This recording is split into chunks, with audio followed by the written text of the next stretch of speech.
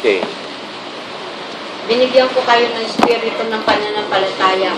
Nasa inyong desisyon kung ano ang inyong pipiliin. Ang mabuting gawa ay ginawa ko na at iyon ay susundin mo na lamang. Ngunit kung ang mabuting gawa ninyo ay sa inyong sarili lamang, hindi kayo maliligtas. Kung kaya ang inyong pananampalataya ang inyong sundin.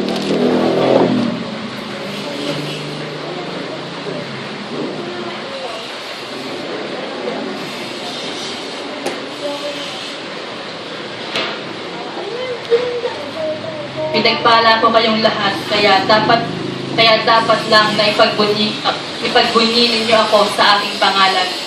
Huwag maaalis ang mag-alaman sa inyong puso. Good morning mga kapatid. Alam nyo, natutuwa ako. Really I am na natutuwa.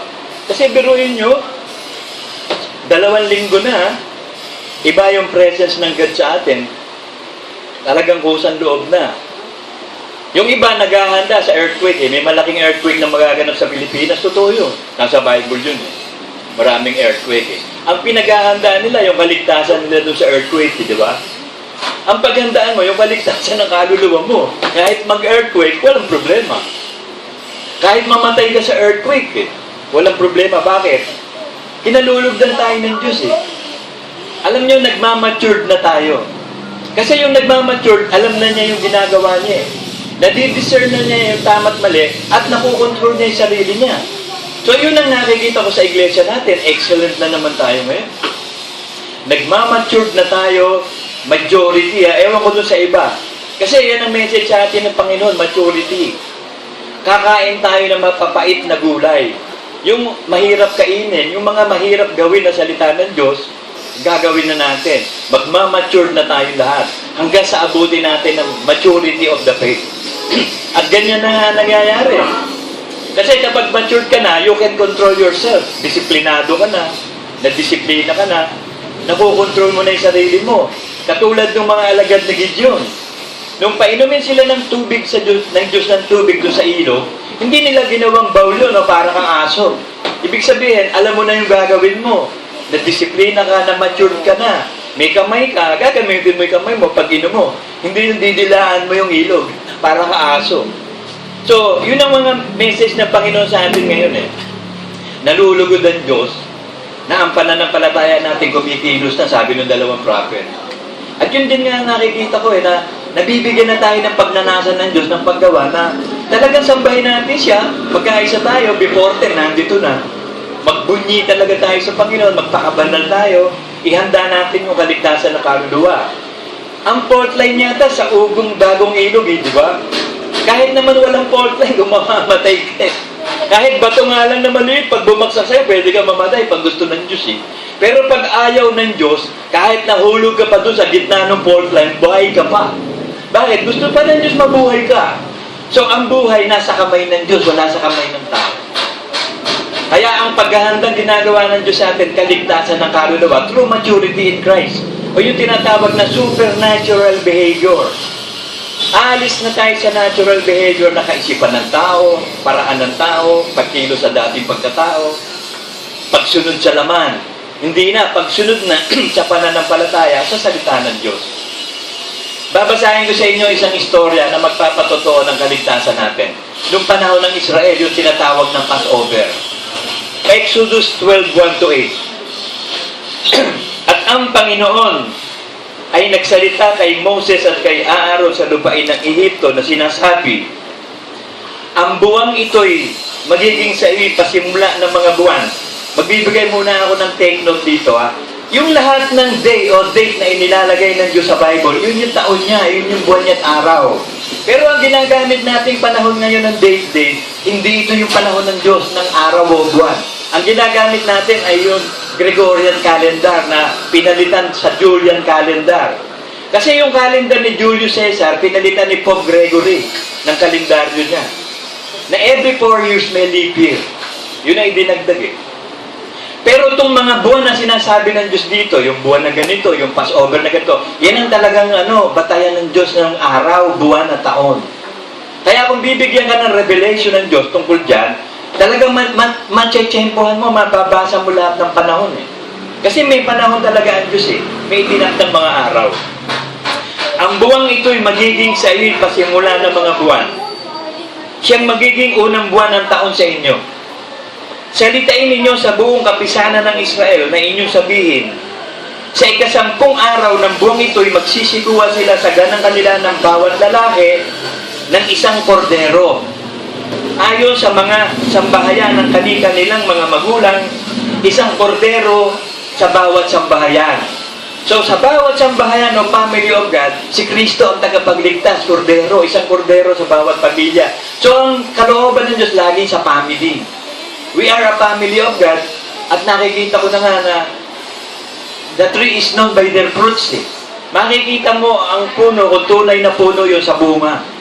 Nakikita ko, nagbubunga na tayo. Nababanal na tayo, unti-unti na tayo nababanal. Katulad nitong batang to. Nung araw, kalong-kalong lang yan eh. Ngayon, unti-unti na naglalakad. Sa bandang huli, nananakbo na yan. Sa bandang huli, hindi mo na mahuhuli yan. Unti-unti. At kung ang sambahayan ay napakaunti upang kumain ng isang kordero, ay siya nga at ang kanyang malapit na kapitbahay ay magsasalo-salo sa isa ayon sa bilang ng mga tao. Ayon sa bawat tao na kumakain, gagawin ninyo ang pagbilang sa kordero. Ang inyong korderong pipiliin ay yung walang kapintasan, isang lalaki ng 1 taon. Inyong kukunin sa mga tupa o sa mga kambing. At inyong aalagaan hanggang sa 14 ng araw ng buwang ito, at papatayin ng buong kapulungan ng kapisanan ng Israel sa paglubog ng araw. Kukuha sila ng dugo niyaon at ilalagay sa 2 haligi ng pinto, at itataas ng pintuan at sa mga bahay ng kanilang kakainan. Doon sa hambay lalagay, 2. Ang asawa, ang babae at lalaki na nagre-represent o nagiging pinuno ng pamilya, kailangan may dugo din. So, ibig sabihin, hindi lang lalaki ang kailangan may dugo ni Kristo, pati babae at ang buong sambahayan. At pinangkakanin ang laman ng gabing iyon na inihaw sa apoy, at tinapay na walang libadura, kakainin nilang kaulam ng mapapait na gulay. So, tinapay na walang libadura, salita ng Diyos na walang libadura, gulay na mapapait, salita ng Diyos na mahirap sundin. Katulad nung love your enemy. Alam mo, mahirap yan eh. Katulad pa nung ikaputando, maraming nahihirapan dyan eh. Karni sa kanila yan, samantala ang dali lang yan. Pera lang yan, ibibigay mo lang. Ano mahirap to? Ang mahirap, ayaw mo kasing gawin. Ayaw mo kumain, ayaw mo mag-mature. Maiiwan ka. Kasi merong wind of the Spirit na. We are now catching the wind of the Spirit. Nakikita na natin ang kalooban ng Diyos. Naghahanda na tayo. Nauudyogan na tayo ng Espiritu Santo kung ano gagawin natin. Nagmamature na ng iglesia talaga. Na unti-unti na tayo nagkakaroon ng self-control. Nakokontrol na natin ang sarili natin. Nagagawa na natin ang gusto natin gawin ayon sa kalooban ng Diyos. Nag-aari na tayo sa sarili. Kaya na natin magpakabanal. Yun ang maturity. Yun ang hinahanap ng Diyos na maganap sa atin. Hanggang sa abutin natin lahat. Ephesians 4:13-15.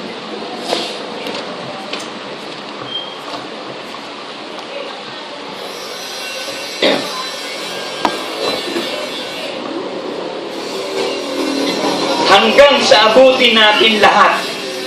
Kaya nga, ngayon, majority na eh. So, darating yung iba, makakasama yung iba sa majority. Aabutin natin lahat eh. Hindi sinabi ng Diyos na aabutin ng few. Yung konti lang, hindi, lahat eh. Sabi ng Diyos, lahat ng member ng Palacio Church, ng buong LCJ, aabutin natin lahat ang pagkakaisa ng pananampalataya. In union with Christ. Makakapanampalataya na tayo na ibig sabihin, masusunod na natin ng lahat ng kalooban ng Diyos ayon sa kalooban ng Diyos, ayon sa kalooban na rin natin. Niloloob na natin, ginugusto na natin magpakabanal, ginagawa na natin talaga ang kalooban ng Diyos. Aabutin natin lahat yun. Hanggang sa pagkilala sa anak ng Diyos by revelation of Christ. Hanggang sa lubos na paglaki ng tao. So, unti-unting maturity. Wala naman antimano, pinanganak matured. Diba? Kahit nga yung creation, hindi, unti-unti. So, lahat ng bagay is progressive sanctification. unti-unting pagbabanal, unti-unting paglaki, hanggang sa paglaki ng tao, hanggang sa sukat ng pangangatawan ng kapuspusan ni Kristo. So yung kabuuan ng lahat ng utos ni Kristo, ang kapuspusan ni Kristo. Lahat ng kautusan ni Kristo, sinusunod natin at gusto natin sundin lahat. We are perfect. James 3:2. Wala kang kinatitisuran. Yun ba ang isang kailangang maturity? Wala kang kinatitisuran. Mahirap yun eh. Natitisod pa rin tayo kahit sa mga kapatid nyo. Kaibigan ninyo, natitisod pa kayo. Kailangan, wala na kasi ang nabubuhay sa liwanag, hindi na natitisod. Wala nang indifference, wala nang misunderstanding. Pag kayo nasa laman pa, ang dami nyo nakikita. Ang dami nyong indifference, nasa laman pa eh. Nagbabahagi pa kayo. Pero pag spiritual ka na, you don't see evil, you don't hear evil. Para ka lang Diyos, nanonood. Ang sama nito, di masama siya. Ikaw hindi. Ganito lang Diyos eh. Masama itong mga tao to, ako hindi. Ganun lang eh. Hindi tayo maapektuhan ng kahit anong naririnig, nakikita natin. Masama man o mabuti. Patay na nga eh.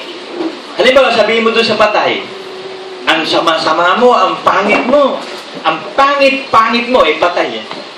Ano sasabihin ng patay? Wala. Sabihin mo naman, ang gwapo-gwapo mo, ang ganda mo, ang sexy-sexy mo. Ano sasabihin ng patay? Wala. Eh patay eh. Yun ang sinasabi sa atin eh.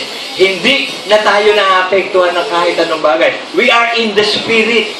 Yung spirit, naapektuhan ba yun? Suntukin mo, tinan mo kung masuntok mo, hindi. Tagain mo, matataga mo, hindi. Spirit eh. Yun yung supernatural behavior. Living in the Word of God. Living in the Spirit. Yun ang maturity. Ang maturity, naaabot na natin yung sukatan ng buong kapuspusan ng pagsunod sa lahat ng kalooban ni Kristo. So, chikin mo kung nagmamature ka na ba talaga. Lahat ba ng dekreto ng Panginoong Jesus na ibinigay sa apostol, nasusunod mo talaga religiously?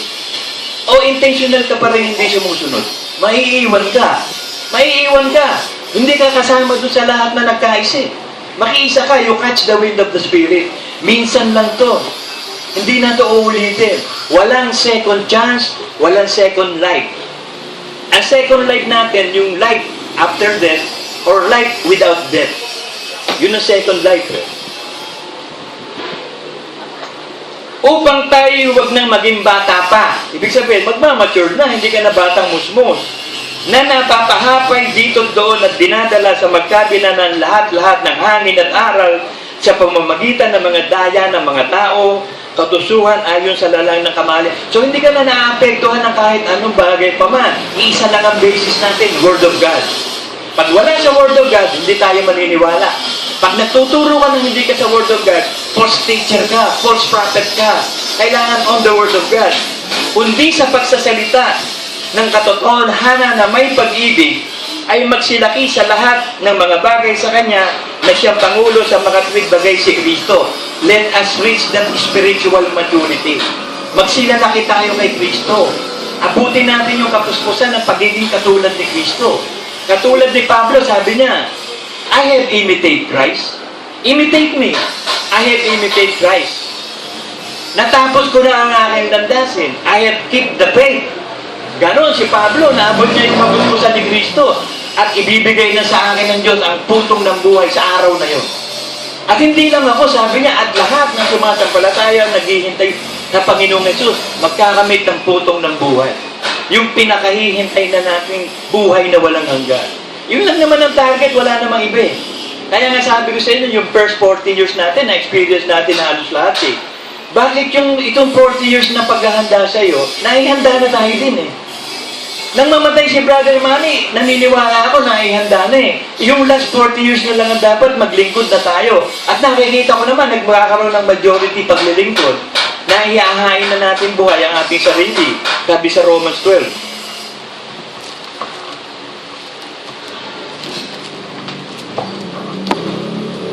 Kaya nga mga kapatid, ipinamamanhi ko sa inyo alang-alang sa mga kahabagan ng Diyos na inyong iharap ang inyong mga katawan na isang haing buhay. So nagagawa na natin eh, naiharap na natin yung katawan natin eh. Before 10, nandito na tayo. Nakikinig tayo ng preaching, sumasamba tayo ng buong puso, buong kaluluwa, buong kalakasan, buong pag-iisip, buong buhay.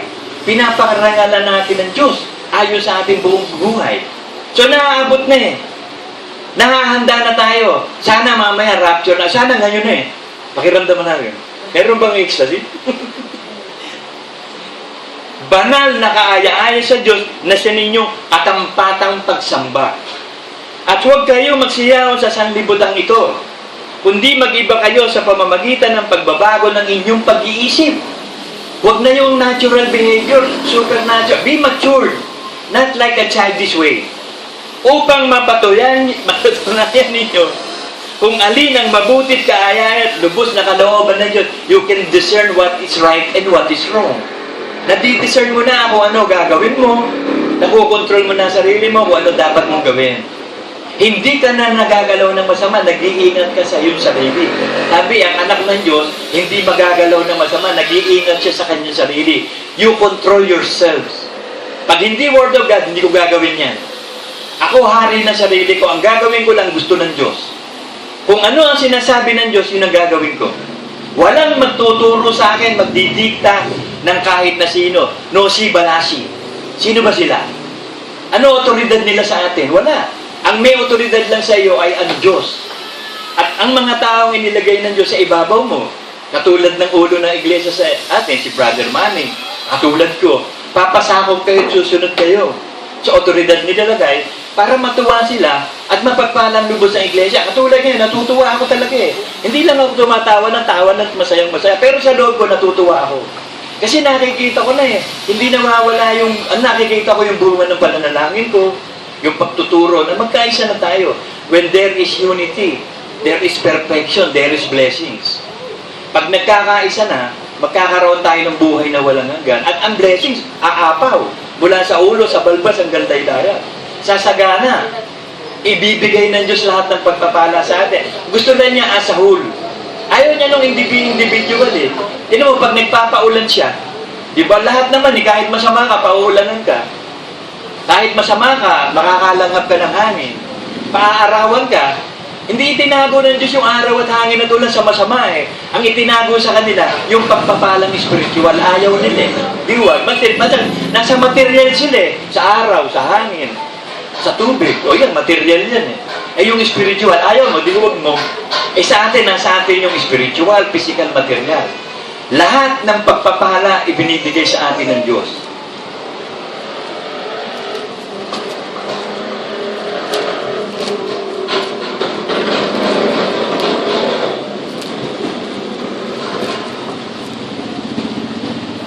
James 3:2. Diyan pala. John 3:2. Minamahal, aking idinadalangin na sa lahat ng bagay guminhawa ka. So, ang kalooban ng Diyos, lahat ng bagay giginhawa tayo. Ano ba yung lahat ng bagay?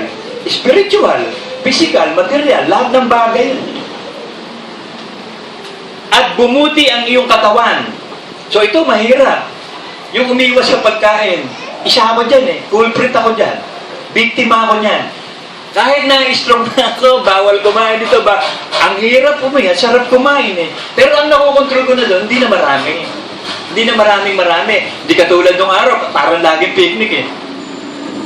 Kinakain ko pa rin lahat, iniinom ko pa rin ang lahat, basta yung sobra tigil na. Kasi how can you enjoy life? Eh ang buhay sa lupa, nandun lang sa pagkain. Lahat ng gawa ng tao, papunta sa kanyang tiyan. Hindi nyo napapansin pag marami kayong pera, iniisip nyo agad sa tayo kakain. Diba? Pag marami pera, ano gusto nyo ulam? Diba? Kasi ang mga tao din naman, ang nagiging Diyos nila yung tiyan eh. Ginawa ni Satanas kay Jesus yun eh. Sabi niya, ayan, gutom ka na oh. Gawin mo na tinapay yung bato, masarap yan. Parang ano yan, parang granada yan pag nagawa yan. O natuksuban niya si Jesus Christ. Ito, spiritual si Kristo eh. Eh tayo, kapag ikaw nasa material pa, pagpapalit mo yung kaligtasan mo sa material. Kaya sabi ni Kristo, sumusunod lang kayo yata parang sa loaves of bread and the pieces. Eh. Pagkat ang inyong tiyan ang inyong Diyos. Dapat ang Diyos natin, yung gumawa ng langit at lupa. Ang Diyos natin, yung binigyan ng otoridad si Kristo sa lahat ng bagay, si Kristo ang Diyos ang tagapagligtas natin, lahat ng utos ni Kristo, susundin natin. We are perfect.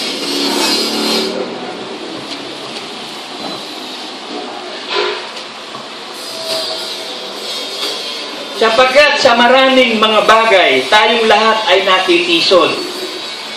Kung ang sino man hindi natitisod sa salita ay isang taong sakda lang gayon, may kaya rin namang makapagpigil ng buong katawan. So pag matured ka na, mapipigil mo na yung katawan mo na hindi kumilos ang laman. At lahat ng kalooban ng Diyos, salita ng Diyos, susundin mo na tayo sakdal. We are perfect. When we become mature, we are perfect. Pagkat gusto mo nang gawin lahat ng kautosan ni Kristo, wala kang kinatitisurang salita. Hindi katulad ng marami ngayon, mga pastor pa nagtuturo. Speaking of katana, wala nang speaking of tongues. Wala nang tithes at offering. Kung ano yung pinaka-importanting kautusan ni Kristo, yun yung ayaw sundin. Alam niyo ba yung tithes at offering, yan lang ang utos na sabi ng Diyos, subukan niyo ko.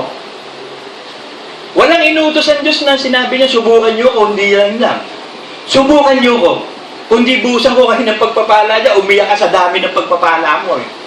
Tabunan kita dyan Pero ayaw nating maniwala, ayaw nating sumunod. Bakit? Hindi ba utos ng Diyos yun? Kapag nasusunod mo na yan, di wala ka na sa sumpa. Kasi hindi ka na magnanakaw So sasambahin mo na ngayon ng Diyos sa Espiritu at katotohanan. Meron na ngayong ulan.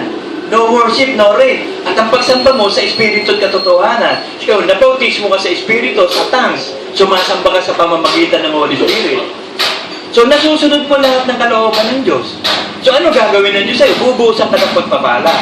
So para mag-mature ka naman, kinakailangan hindi ka na natitisod. Sa loob ng bahay, minsan, pangkaraniwan sa mag-asawa, lagi nagtatalo. Konti, ako, madalas kami niya ni baby, kahit maliit na bagay, nagtatalo, pero hindi nag-aaway. Iba yung nag-aaway. Tsaka walang nagsasakitan. Ano lang, speak your mind. Kasi lahat naman tayo, we can speak we have all the right to remain silent. We have all the right to speak our mind. Pero hindi magkakasala. Hindi yung iba kasi kapag nagtatalo, nag-aaway, nagsisigawan, nagkakasala. And the worst of it, nagmumurahan pa. Walang ginawa ang mag-asawa kundi mag-aaway. Tahanang walang Diyos yun. Katulad nga ng kwento, di ba yung sabi, ay ba't sino ka ba? Demonyito. O bakit naging si demonyito ka? Ang tatay mo, demonyo. Yung nanay mo, demonya. Saan ka ba nakatira sa impyerno? Bakit? Kasi sasabihin po lagi ng nanay ko pag duman, saan ka na naman galing? Demonyito ka. Yung demonyo mong tatay hanggang ngayon, lasing pa. Pagdating naman ng tatay, asan yung demonyo mong nanay? Nakakainis tumingin dito sa impyernong bahay na to. Hindi na sinasabi. Pero ngayon, kita nyo, hindi na tayo nagmumura. Hindi nyo napapansin nyo, hindi ka na nagmumura. Magmura ka man, sasabihin mo, sinabi nun, capital P.I., quote unquote, capital P.I. Parang hindi na kayang sabihin ng dila natin yung mga gano'n. Yung gago, nasasabi pa natin yung mga word na yon. Pero yung mga word na talagang worse na talagang masamang mga salita talaga, napokontrol na natin ng dila ang katawan, ang ating espiritu at kaluluwa, nakapag-ahari na sa atin. Through the Word of God. Ibig sabihin, nagmamatured na. Yun ang importante, nagmamatured. Nadidiscern mo na kung ano dapat mong gawin. Hebrews 5:12.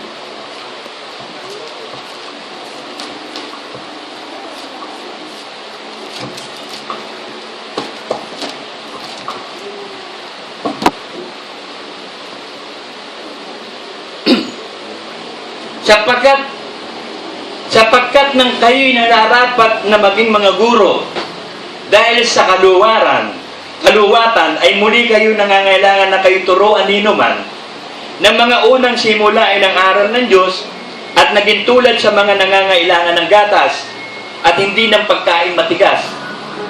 Sapagkat bawat tumatanggap ng gatas ay walang karanasan sa salita ng katuwiran sapagkat siya'y isang sanggol. Ngunit ang pagkain matigas ay sa mga may gulang, ay sa makatuwid doon sa mga sa pamamagitan ng paminihasa, ay nasanay ang kanilang pakiramdam upang makakilala na ng mabuti at ng masama. So nasanay ka na sa Espiritu Santo, so the way of God. Yung Word of God na lagi ang naikapabuhay mo, nagmamature ka na, nalalaman mo na yung tama sa mali. Hindi ka tulad ni Eva at ni Adan. Iisa lang yung utos, hindi pa sinunod.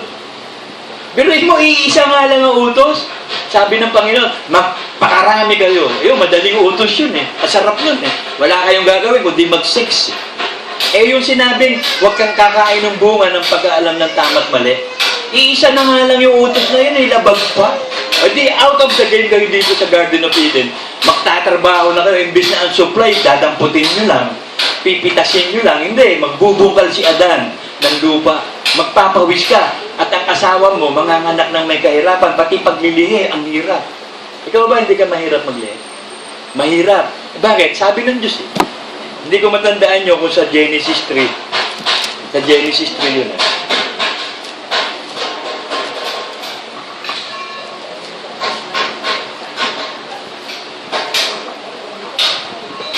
Genesis 3. At sinabi ng Panginoon Diyos sa babae, ano ito yung ginawa?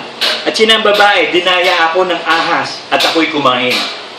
At sinabi ng Panginoon Diyos sa ahas, sumpain, sapagkat ginawa mo ito, sumpain ka ng higit sa lahat ng hayop at ng higit sa bawat ganit sa parang, ang iyong tiyan ang ilalakad mo at ang alabok ang iyong kakanin sa lahat ng araw ng iyong buhay. Pag-aalitin ko ikaw at ang babae at ang iyong binhi at ang kanyang binhi, ito ang dudurog ng iyong ulo at ikaw ang dudurog ng kanyang sakong. Sinabi niya sa babae, paramihin kong lubha ang iyong kalambayan at ang iyong paglilihi. So, mahihirapan sa paglilihi at saka sa hirap ng panganganak ng babae. Kung hindi sana nagkasala si Eva at si Adan, mabilis lang ang panganganak, parang sumpit yun. Kukuha ka lang ng munggo, ganun lang ang panganganak. Pagkatapos mabuti, wala pang 2 seconds, tao na. Eh ngayon, hindi eh. Kailangan pumutok muna yung patubigan, lumabas yung dugo, sumakit na, inhale, exhale. Tapos bago pa mga anak, katakot-takot na hirap ang paglilihi. Ikuha mo nga ako ng duhat na puti.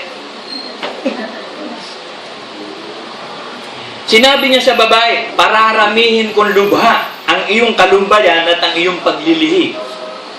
Manganganak kang may kahirapan.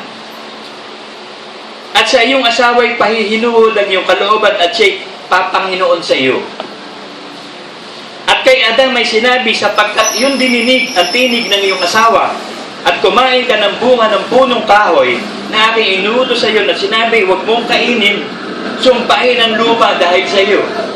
Kakain ka sa kanya sa pamamagitan ng iyong pagpapagal sa lahat ng araw ng iyong buhay. So pag hindi ka tunay na pastor ng Diyos, trabaho ka. Pagpapawisan ka sa trabaho.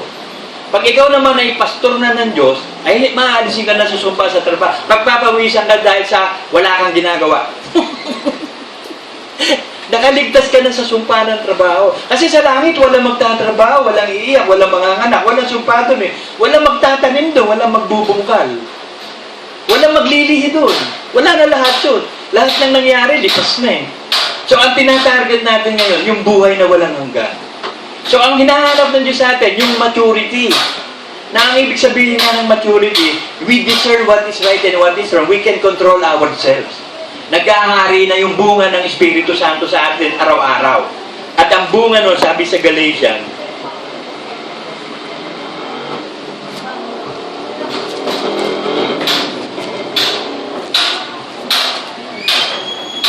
dadagwat ang bunga ng Espiritu ay pag-ibig. So pag sinabing bunga, isa lang yun, bunga eh. Parang rainbow. Di ba ang rainbow? Isa lang. Eh bakit 7 yung kulay? Pero isa lang. Yung orange, isa lang yung orange. Bakit ang daming pira-pirasong pagbilog?